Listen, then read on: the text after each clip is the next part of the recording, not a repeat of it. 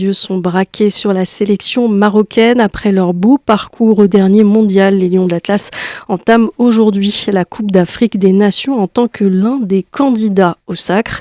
Hakim Tamim, bonjour. Bonjour Soukaina. Alors le Maroc retrouve la Tanzanie avec un seul objectif, la victoire. Oui, comme dirait l'autre, chaque rendez-vous est une promesse pour aller au bout. Il faut bien lancer sa campagne, bien sûr. Ce match contre la Tanzanie devrait être une opposition de style. Et Walid El-Regragui, le sélectionneur, a ses certitudes. Par contre, la composition de l'équipe devrait changer. La raison, certains joueurs ne sont pas à 100%. Le sélectionneur marocain. On a déjà l'absence de nos cercles qui est sur à 100%, mais ça on le savait. Après on a des incertitudes sur 2 ou 3 postes où il y a des petits pépins. On mettra ceux qui sont le plus aptes à démarrer le match. Après, comme je l'ai dit, on a la chance d'avoir un effectif de 27 joueurs. À partir du moment où ils sont sélectionnés, c'est qu'ils peuvent prendre le relais de certains. Le Maroc et la Tanzanie se sont affrontés en éliminatoire du mondial. C'était fin novembre. Les Lions de l'Atlas l'avaient emporté 2-0 à Dar es Salaam en déplacement donc. Mais cela ne veut pas dire grand-chose, explique Romain Saïs, le capitaine de la sélection marocaine.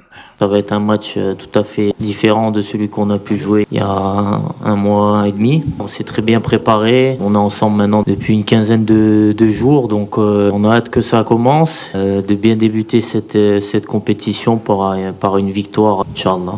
Voilà, donc pour Romain Saïs, les Lions de l'Atlas pourront compter sur plusieurs supporters marocains qui ont fait le déplacement. D'autres supporters sur place, des Ivoiriens, sont derrière les Lions de l'Atlas. Fouad El-Hennaoui, l'envoyé spécial de Média en Côte d'Ivoire, a rencontré certains parmi eux. Moi, je connais trop de joueurs au Maroc. Moi, j'aime Hakimi et Ziyech. Ce sont mes joueurs préférés. J'ai confiance à l'équipe du Maroc.